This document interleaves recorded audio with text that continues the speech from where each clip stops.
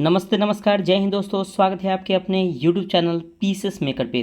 तो देखिए फ्रेंड्स, आप लोग ज्ञान बिंदु जेएस एकेडमी का जो आपका डेली प्रैक्टिस सेट तो फ्रेंड्स था, ये आप लोग को आगे कंटिन्यू करते हैं। और देखिए आज का जो प्रैक्टिस सेट है वो हिस्ट्री, पॉलिटी और जियोग्राफी से रिलेटेड प्रैक्टिस सेट है। टोटल क्वेश्चन नंबर 50 है। और देखते हैं आज का फ्रेंड्स हम लोग प्रैक्टिस सेट नंबर 4 को कवर करते हैं। फ्रेंड्स प्लीज़ आप टेलीग्राम के चैनल से जुड़ जाइए, मैं आपको PDF प्रोवाइड वहाँ पे करता हूँ, तो प्लीज़ आप टेलीग्राम के चैनल से जुड़ जाइए। और इससे भी पहले मैंने बहुत सारे मार्च, अप्रैल, मई, जून जो भी हर एक मंथ में जो इनका प्रैक्टिस सेट आता है, मैं उसको ऐसे ही डिस्कशन करके अपलोड किया हूँ, तो उसे भी आप लोग जाके जरूर देखिएगा। और व्हाट्सएप का जो ग्रुप है फ्रेंड्स, उसे भी आप लोग ज्वाइन हो जाइए, क्योंकि कभी भी टेलीग्राम बंद हो सकता है, संभावना है। तो प्लीज़ उससे भी आप लोग जरूर जुड़ जाइएगा। तो देखते हैं आज का हमारा फर्स्ट क्वेश्चन। तो देखिए फर्स्ट क्वेश्चन है कि निम्नलिखित में से कौन सा हड़प्पा संस्कृति पर प्रकाश डालता है। तो देखिए हड़प्पा संस्कृति पर जो प्रकाश डालता है ना, वो कौन डालता है, तो पुरातात्विक खुदाई। तो पुरातात्विक खुदाई से ही हमें हड़प्पा संस्कृति के बारे में पता चलता है। अब देखिए अगर हम बात करते हैं क्या हड़प्पा से, तो याद रखिएगा कि सभा भवन का जो प्रमाण है ना, वो हड़प्पा से ही मिला है।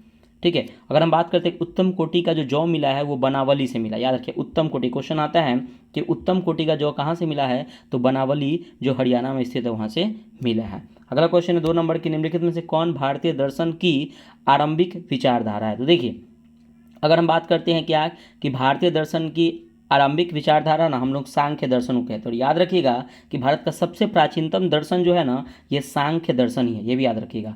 अब देखिए यहाँ पे ऑप्शन में आपका है कि आपका वैशेषिक है, तो याद रखिएगा वैशेषिक के प्रवर्तक कौन है, तो ये वैशेषिक के प्रवर्तक है कनाद। वैशेषिक के प्रवर्तक कौन है, तो कनाद है। और योग का याद रखिएगा पतंजलि। योग का कौन है प्रवर्तक, तो पतंजलि है। और एक न्याय दर्शन होते हैं, तो न्याय दर्शन के जो प्रवर्तक है वो गौतम है, याद रखिए। तो यहाँ पे राइट आंसर ऑप्शन नंबर हो जाएगा ए, आपका राइट आंसर हो जाएगा। अगला क्वेश्चन है 3 नंबर, देखिएगा कि अर्थशास्त्र के संबंध में निम्नलिखित कथनों में से कौन सा सही नहीं है। तो कौन सा सही नहीं है, तो सबसे पहले बात करते हैं अर्थशास्त्र की। तो अर्थशास्त्र की रचना किसने की, तो कौटिल्य बोलिए, विष्णुगुप्त बोलिए, चाणक्य, इन्होंने क्या किया था कि अर्थशास्त्र की रचना की थी। और याद रखिएगा कि अर्थशास्त्र का जो तुलना है ना, अर्थशास्त्र की तुलना जो मैकियावेली के द प्रिंस नामक ग्रंथ से किया था। ये बहुत इंपॉर्टेंट क्वेश्चन है, याद रखिएगा कि अर्थशास्त्र की तुलना किससे की जाती है, तो याद रखिएगा मैकियावेली के द प्रिंस नामक ग्रंथ से की जाती है अर्थशास्त्र की तुलना। तो याद रखिए किससे, ये कौन सही नहीं है, तो पहला देखते हैं कि यह राजा के कर्तव्य को निर्दिष्ट करता है, ये आपका सही है कि यह राजा के कर्तव्यों को निर्दिष्ट करता है। ऑप्शन बी में है कि यह देश के उस समय के आर्थिक जीवन का वर्णन करता है, तो ये आपका गलत है, ऑप्शन नंबर बी ही। और यह राजनीतिक के सिद्धांत पर साबित करता है, तो यह भी आपका सही है। और यह वित्तीय सुधारों की आवश्यकता पर बल देता है, ये भी आपका सही है। तो ऑप्शन नंबर आपका बी जो है आपका गलत हो जाएगा। अगला क्वेश्चन आपका 4 नंबर, ध्यान से देखिएगा कि निम्न कथनों पर विचार कीजिए जो अलाउद्दीन खिलजी से संबंधित है। अब देखिए अलाउद्दीन खिलजी के बारे में पूछा जा रहा है। अब देखिए अगर हम बात करते हैं कि अलाउद्दीन खिलजी की, तो अलाउद्दीन खिलजी का जो शासनकाल था वो 1296 से लेकर 1316 तक इसका शासनकाल था। ठीक है। अलाउद्दीन खिलजी को हम लोग याद क्यों करते हैं, तो याद रखिएगा कि वित्तीय सुधार को लेकर इनको याद किया था अलाउद्दीन खिलजी को। और अलाउद्दीन खिलजी ने ही क्या किया था कि सर्वप्रथम सैनिकों को नगद जो वेतन होता है वो देना प्रारंभ किया था, किसने, तो अलाउद्दीन खिलजी। अलाउद्दीन खिलजी को ही सर्वप्रथम सैनिकों को नगद वेतन देने प्रारंभ किया था, सैनिकों को, अलाउद्दीन खिलजी ने। और यहाँ पे एक और पॉइंट याद रखिए कि अलाउद्दीन खिलजी जो गद्दी पर बैठा था, वो अपने चाचा और अपने ससुर की हत्या करके क्या हुआ था कि यह गद्दी पर बैठा था। तो यहाँ पे इतना हो गया इसका बेसिक। अब देखते हैं इसके पॉइंट पे। तो देखिए अलाउद्दीन खिलजी ने कृष से जमीनों की पैमाइश के बाद जमीन की मालगुजारी वसूल की, यह आपका बिल्कुल सही है। और उसने लगान को अपनी पूरी सल्तनत में लागू किया, तो यह आपका गलत है। उसने लगान को अपनी पूरी सल्तनत में लागू नहीं किया था अलाउद्दीन खिलजी। और उसने प्रांतों के गवर्नरों के अधिकार को समाप्त किया, तो ये आपका बिल्कुल सही है कि उसने प्रांतों के गवर्नरों के अधिकार को समाप्त करके और समस्त शक्ति को अपने में ले लिया था, तो ये भी आपका सही। तो ऑप्शन हो जाएगा सी, 1 और 2 आपका सही है। अगला क्वेश्चन है आपका 5 नंबर, देखिएगा कि निम्न में से किस सूफी संत के विचारों को सिख को नहीं फ्रेंड्स, यहाँ पे सिख हो जाएगा, सिख यानी कि सिख जो है सिख धर्म होते हो, तो सिखों के धर्म ग्रंथ आदि ग्रंथ में संकलित किया गया। अब देखिए सिखों का जो सबसे पवित्र ग्रंथ है, यहाँ से क्वेश्चन बनता है कि सिखों का जो सबसे पवित्र ग्रंथ है वो कौन सा ग्रंथ है, तो आदि ग्रंथ है। और याद रखिएगा आदि ग्रंथ को ही हम लोग गुरु ग्रंथ साहिब भी कहते हैं। आदि ग्रंथ को ही हम लोग क्या कहते हैं, गुरु ग्रंथ साहिब भी कहते हैं। और आदि ग्रंथ की जो रचना की थी वो याद रखिएगा, सिखों के जो 5वें गुरु थे गुरु अर्जुन देव ने क्या हुआ था कि गुरु अर्जुन देव ने आदि ग्रंथ की रचना की थी। अब अगर हम बात करते हैं क्या, यहाँ पे क्वेश्चन है कि निम्न से किस सूफी संत के विचारों को सिखों के धर्म ग्रंथ आदि ग्रंथ में संकलित किया गया है, तो फरीदुद्दीन गज ए सकर, याद रखिए गज ए सकर, या इन्हीं का उपनाम है बाबा फारीद। याद रखिए बाबा फारीद का ही उपनाम क्या है, तो बाबा फारीद का नाम है गज ए सकर। याद रखिए बाबा फरीद का ही उपनाम है, तो right answer option number C हो जाएगा। अगला क्वेश्चन है 6 नंबर की, भारत में ब्रिटिश साम्राज्य के अंतर्गत अवध को मिलाया गया था। अब देखिए अगर हम बात करते हैं क्या अवध के बारे में, तो याद रखिएगा कि अवध को 1856 में लॉर्ड डलहौजी ने क्या किया था कि मिलाया था। याद रखिए 1856 में लॉर्ड डलहौजी ने अवध को मिलाया था। और जब अवध को मिलाया था उस समय अवध का नवाब कौन था, तो वाजिद अली शाह। वाजिद अली क्या था, तो अवध का उस समय नवाब था। तो यहाँ पे देखिए, यहाँ पे जो राइट आंसर हो जाएगा, इसका right answer option number C, कुशासित राज्य की घोषणा करके। तो याद रखिए अगला क्वेश्चन है आपका 7 नंबर कि 19वीं शताब्दी के दौरान होने वाली बहावी आंदोलन का मुख्य केंद्र था। देखिए 19वीं शताब्दी के दौरान होने वाली बहावी आंदोलन का जो मुख्य केंद्र था वो कौन था। तो देखिए अगर हम बात करते हैं बहावी आंदोलन की, तो देखिए बहावी आंदोलन की अगर हम बात करते हैं क्या कि बहावी आंदोलन जो सबसे पहले चलाया किसने था, तो याद रखिएगा कि सैयद अहमद राय बड़वेली। याद रखिए सैयद अहमद राय बड़वेली ने बहावी आंदोलन को चलाया था। अगर हम बात करते हैं क्या बहावी आंदोलन का मुख्य उद्देश्य क्या था, तो इसका उद्देश्य था कि भारत का इस्लामीकरण करना। बहावी आंदोलन का इसका मुख्य उद्देश्य क्या था, तो भारत में जितने भी लोग हैं सभी को इस्लामीकरण करना।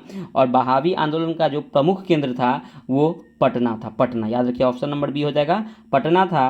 और याद रखिएगा बहावी आंदोलन को दमन किसने किया था, तो लॉर्ड एल्गिन प्रथम ने। लॉर्ड एल्गिन प्रथम ने क्या हुआ था कि बहावी आंदोलन का दमन किया था। तो बहुत इंपॉर्टेंट क्वेश्चन है फ्रेंड्स, तो प्लीज़ वीडियो को लाइक और चैनल को सब्सक्राइब जरूर कीजिएगा फ्रेंड्स। देखिए आप लोग वीडियो देख लेते हैं ना, वीडियो को लाइक नहीं करते फ्रेंड्स। प्लीज़ अगर आप वीडियो लाइक करते हैं थोड़ा सा मोटिवेटेड फील होता है, ताकि लगता है कि आप लोग के लिए और वीडियो मैं प्रोवाइड करूँ। तो प्लीज़ फ्रेंड्स वीडियो को लाइक और ज़रूर आप वीडियो को शेयर कीजिएगा। जो भी अगर आपके फ्रेंड सर्कल में जो भी होंगे तो उन्हें प्लीज़ आप शेयर कीजिएगा। देखिए मैं आपको वीडियो के बीच में बोल कर डिस्टर्ब करना नहीं चाहता हूँ, तो प्लीज़ फ्रेंड्स आपसे रिक्वेस्ट कर रहे हैं कि वीडियो को लाइक और चैनल को सब्सक्राइब जरूर कीजिएगा और शेयर जरूर कीजिएगा। जो भी अगर ग्रुप में अगर आप कोई भी अगर ग्रुप हो जो उसमें पढ़ने वाले हो, तो प्लीज़ अगर आप इस चैनल से जुड़े हुए हैं तो प्लीज़ फ्रेंड्स आप सब्सक्राइब जरूर कीजिएगा और शेयर जरूर कीजिएगा वीडियो को, ठीक है। चलिए अगला क्वेश्चन देखते हैं 8 नंबर कि निम्न महापुरुषों में से कौन भारतीय जागृत का जनक कहलाता है। देखिए अगर हम बात करते हैं कि भारतीय जागृत का जनक कौन कहलाता है, देखिए तो सबसे पहले अगर हम बात करते हैं क्या कि इसका राइट आंसर हो जाएगा ऑप्शन नंबर बी, यानी कि राजा राम मोहन राय। आपको पता है कि ब्रह्म समाज की स्थापना राजा राम मोहन राय ने किया था। सती प्रथा का अंत जो है राजा राम मोहन राय ने किया था। वेदांत कॉलेज की स्थापना राजा राम मोहन राय ने किया था। हिंदू कॉलेज की स्थापना किसने किया था, राजा राम मोहन राय ने किया था। तो right answer option number B हो जाएगा। देखिए गांधी जी की दृष्टि में अहिंसा का अर्थ है। देखिए सबसे पहले एक गांधी जी की आत्मकथा है माई एक्सपेरिमेंट्स विद ट्रूथ, ये किसकी रचना है, तो ये महात्मा गांधी की है। देखिए इनके दृष्टि से जो अहिंसा का अर्थ क्या होता है उसके बारे में देखते हैं। तो देखिए इनके दृष्टि से अहिंसा का अर्थ होता है कि सत्य की प्राप्ति का रास्ता, यही इनके लिए है। तो बात सही है, इनका अहिंसा का मतलब यही होता है। अगला 10 नंबर क्वेश्चन है कि जलियांवाला बाग हत्याकांड के लिए जिम्मेदार जनरल डायर को निम्न में से किसने मार डाला था। देखिए अगर हम बात करते हैं, आपको पता है कि जलियांवाला बाग हत्याकांड ये अमृतसर में हुआ था, पंजाब के अमृतसर में हुआ था। 13 अप्रैल 1919 को हुआ था जलियांवाला बाग हत्याकांड। और देखिए जलियांवाला बाग जब हत्याकांड हुआ था ना, तो सैफुद्दीन किचलू के जो रिहाई के लिए आंदोलन के चलाया गया था।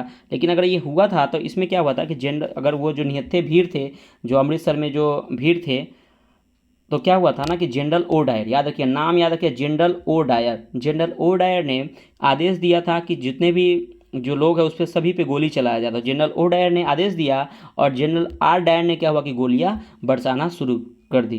तो इससे क्या हुआ कि बहुत सारे निर्दोष मारे गए थे। उसमें से एक लड़का बचता है जिसका नाम है उद्धम सिंह, ठीक है। एक लड़का बचता है जिसका नाम क्या है, उद्धम सिंह। तो देखिएगा इसका कहानी आगे क्या है। तो फिर क्या हुआ कि जब जनरल ओ डायर ने आदेश दिया था और जनरल आर डायर ने गोली चलाया था, तो जनरल ओ डायर को अंग्रेज ने क्या किया था, बहुत प्यार से इसको सम्मानित किया था। तो ये भी ध्यान रखिएगा।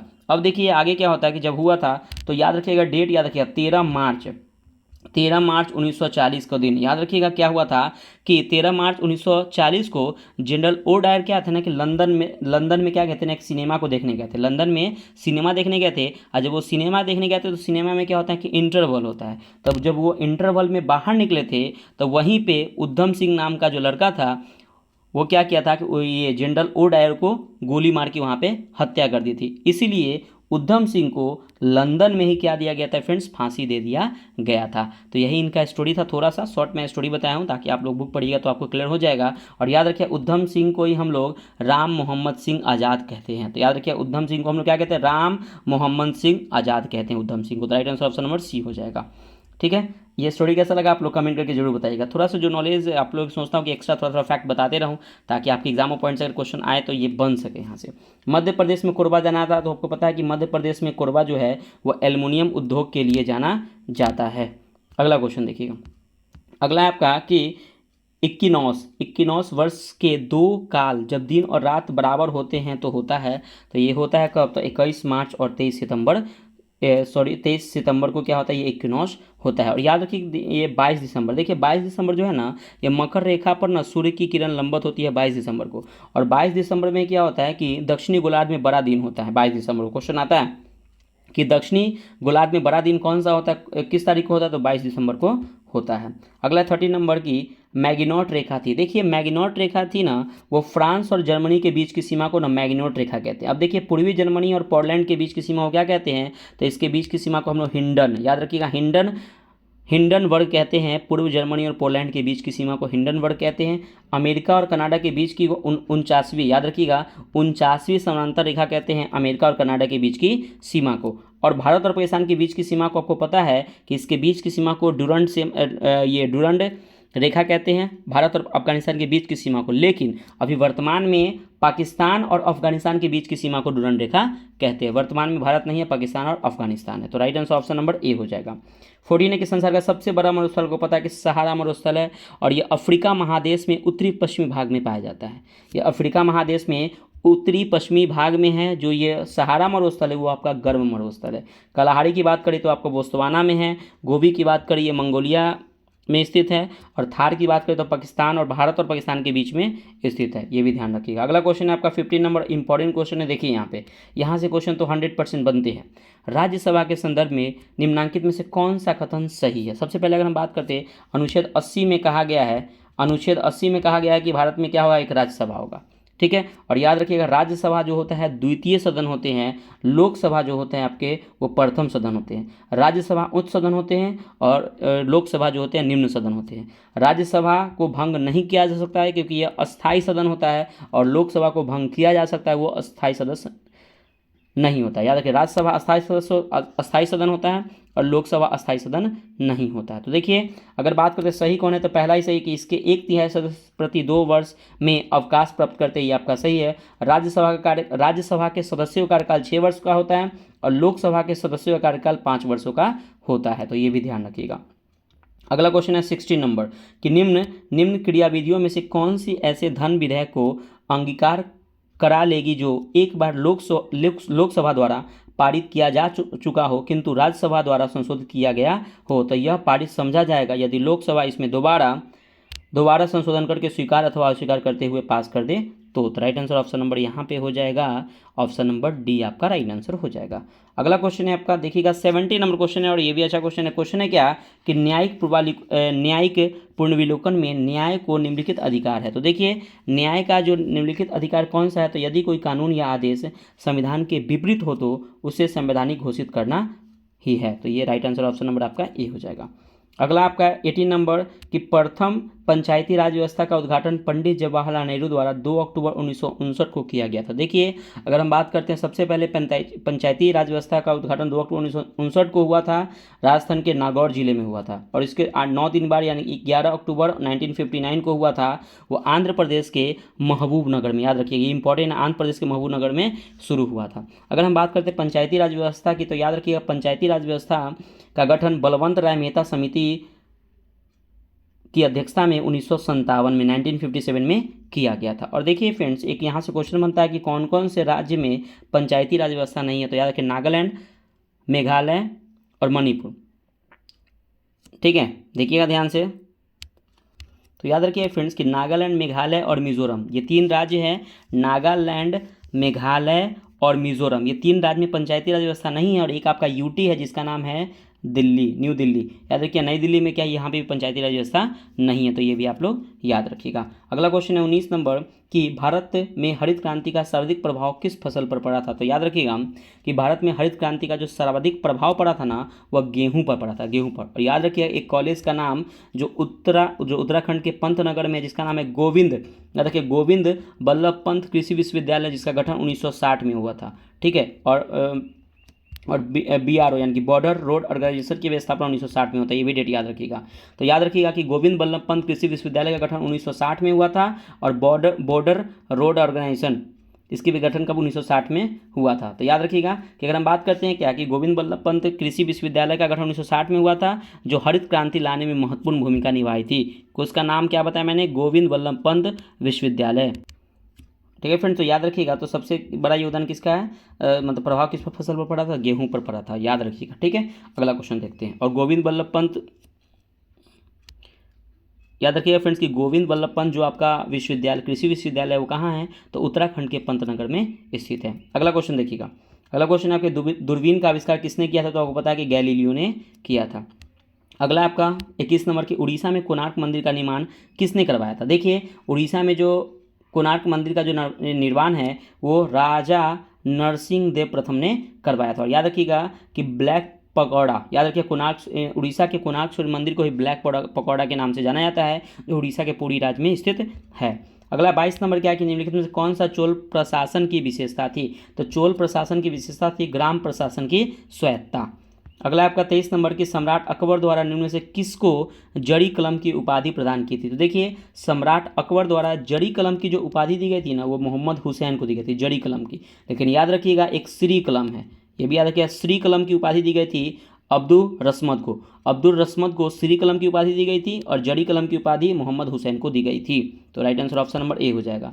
24 नंबर की बाबर ने अपने बाबरनामा में किस हिंदू राज्य का उल्लेख किया है। अब देखिए अगर हम बात करते हैं कि बाबर ने अपने बाबरनामा में 2 हिंदू राज्य का उल्लेख किया है। पहला आपका है मेवाड़ के राजा राणा संगा को, और दूसरा विजयनगर का साम्राज्य के शासक कृष्णदेव राय को। तो याद रखिए मैंने फिर से बोल रहा हूँ कि मेवाड़ के राजा राणा संगा का वर्णन किया है, और दूसरा है विजयनगर साम्राज्य के शासक कृष्णदेव राय का वर्णन किया है बाबर ने अपनी आत्मकथा बाबरनामा में।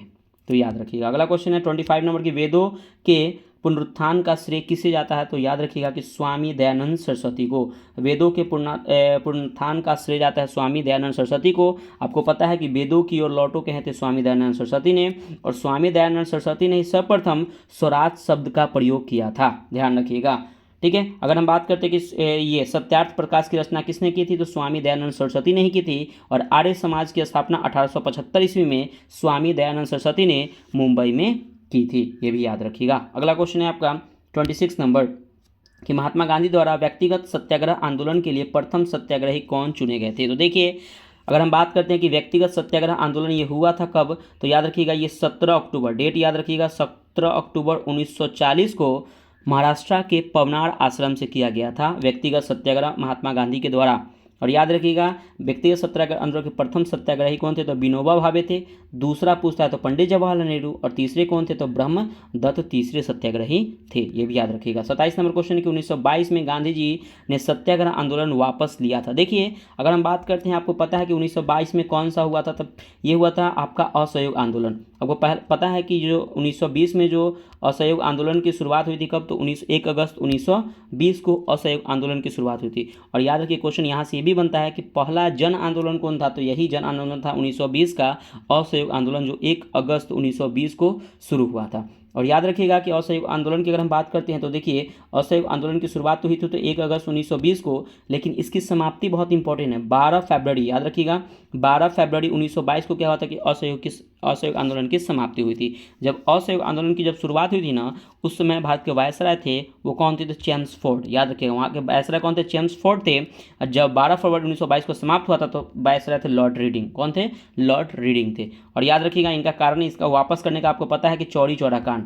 ये चौरी चौरा जो हिंसा का कारण हुआ था जिसमें 22 पुलिसकर्मी को जिंदा जला दिया गया था, कब, तो 4 फरवरी, कहीं कहीं पे आपको 5 भी दिखेगा लेकिन आप डेट याद रखिएगा 4 फरवरी 1922 को चौरी चौरा वाला घटना हुआ था यूपी के गोरखपुर में चौरी चौरा नामक जगह पर, याद रखिएगा यूपी के गोरखपुर में चौरी चौरा नामक जगह पर हुआ था। तो ये भी क्वेश्चन आता है यूपी के किस जगह पे हुआ था, तो गोरखपुर से हुआ था।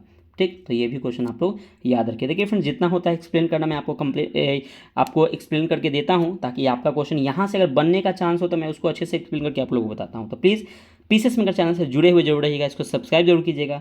वीडियो देख लेते हैं, लाइक और सब्सक्राइब नहीं करते। देखते हैं नेक्स्ट क्वेश्चन 28 नंबर कि अंग्रेजों के शासनकाल में भारत के आर्थिक दोहन के सिद्धांत को किसने प्रतिपादित किया था। तो देखिए, आर्थिक दोहन का जो सिद्धांत दिया था दादा भाई नौरोजी ने, और दादा भाई नौरोजी को ही हम लोग grand old man of India यानी कि भारत का वृद्ध व्यक्ति के नाम से जानते हैं। अगला है 29 नंबर की, निम्नलिखित में से कौन अक्साई चीन का भाग है। तो याद रखिएगा, ये जो काराकोरम श्रेणी है ना, ये अक्साई चीन का भाग है, और काराकोरम श्रेणी ट्रांस हिमालय के अंतर्गत आता है, ये भी ध्यान रखिएगा।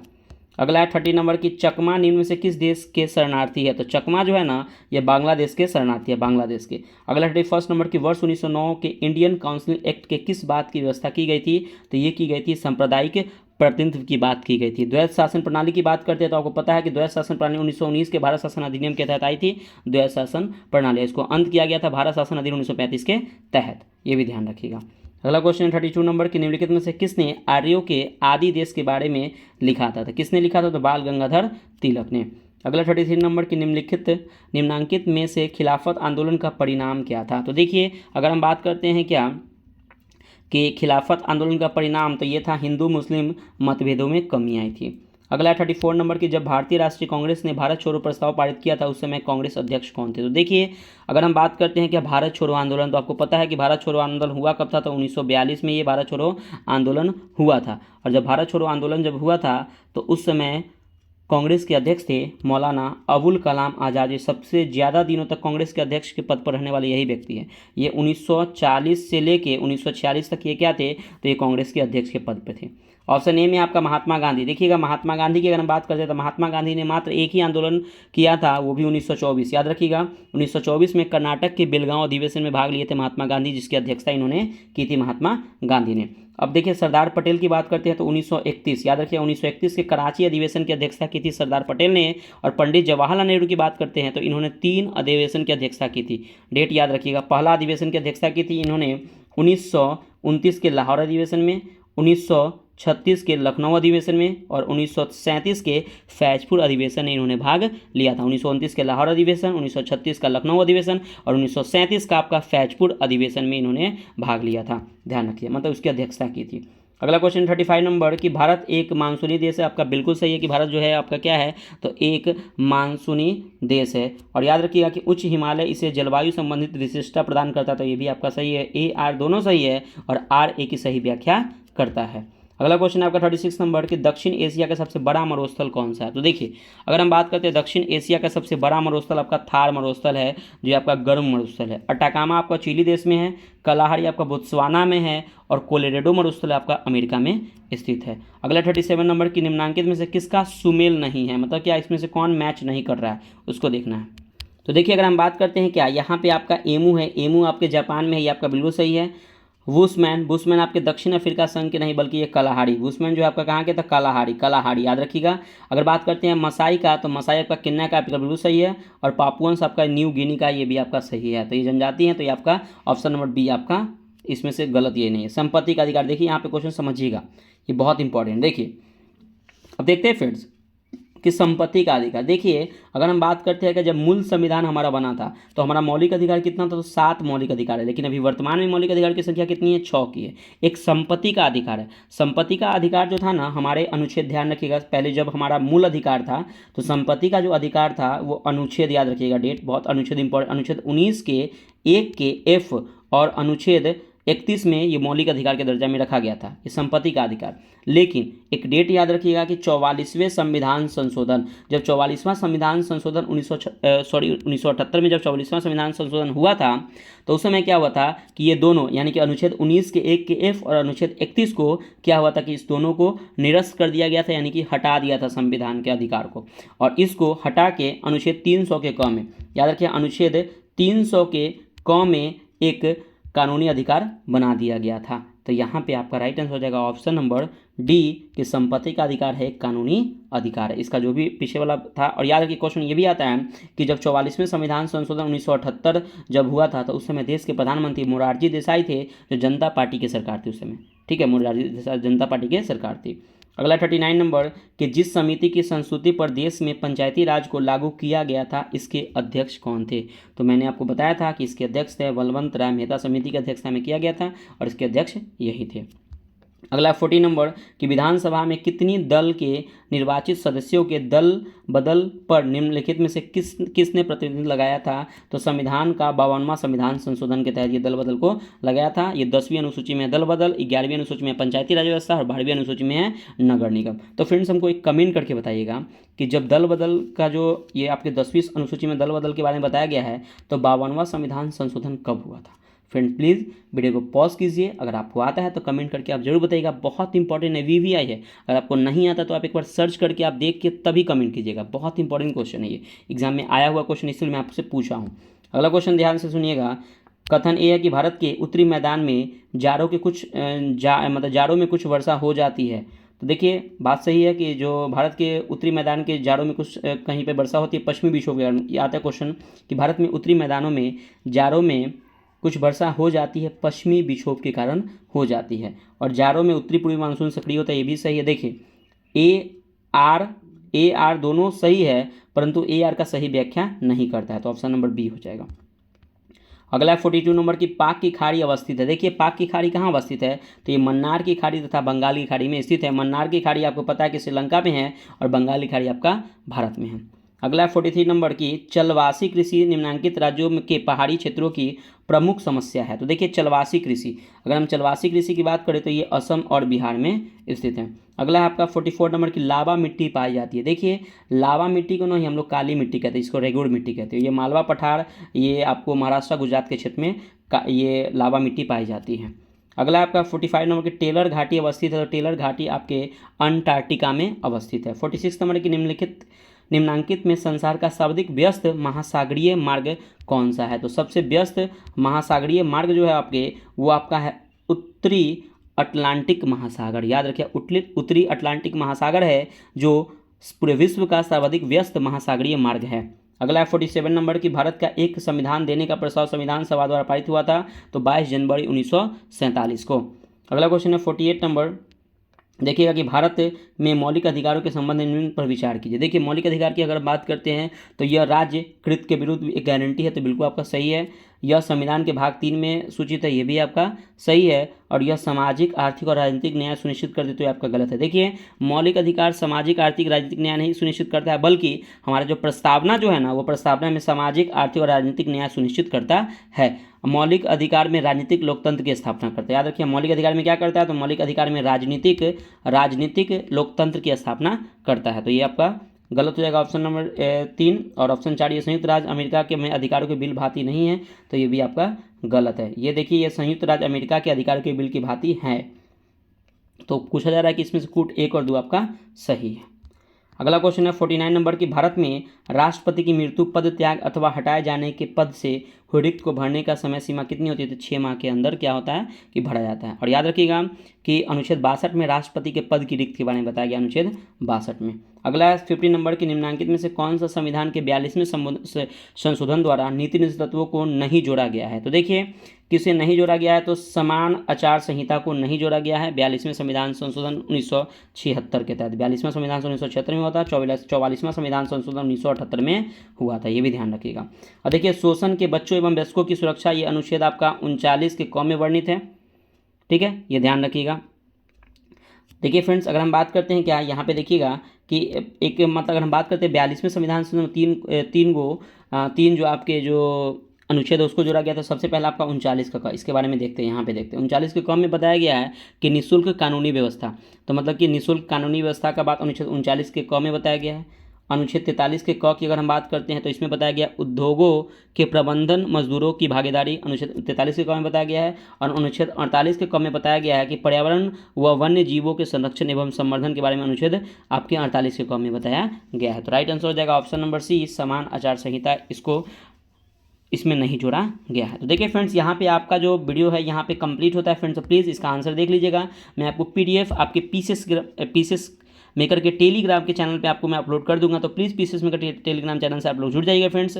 और प्लीज़ वीडियो कैसा लगा कमेंट करके जरूर बताइएगा। मैं सोचता हूँ कि आप लोग के लिए कुछ अच्छा वीडियो कंटेंट प्रोवाइड करूँ। और देखिए, ये आपको पता है कि ये जो आपका ज्ञान बिंदु जीएस एकेडमी की तरफ से ये जो टेस्ट प्रोवाइड किया जाता है फ्रेंड्स, बहुत इंपॉर्टेंट है। देखिए, आपके आने वाले जितने भी एग्जाम है ना, बीपीएससी हो गया, यूपीएससी, कर्मचारी आयोग हो, रेलवे बोर्ड, ये जो भी एग्जाम आपके आने वाले हैं उस सभी एग्जाम के लिए बहुत ज़्यादा इंपॉर्टेंट है। प्लीज़ पीसेस मेकर चैनल से जुड़ जाइए, चैनल को सब्सक्राइब जरूर कीजिएगा, बेल आइकन को प्रेस कर लीजिएगा। डेली शाम में आपको ये 6 बजे वीडियो प्रोवाइड किया जाता है। तो आप प्लीज़ पीसेस मेकर चैनल से जुड़ जाइएगा। मिलते हैं नेक्स्ट वीडियो में। बाय बाय, जय हिंद दोस्तों।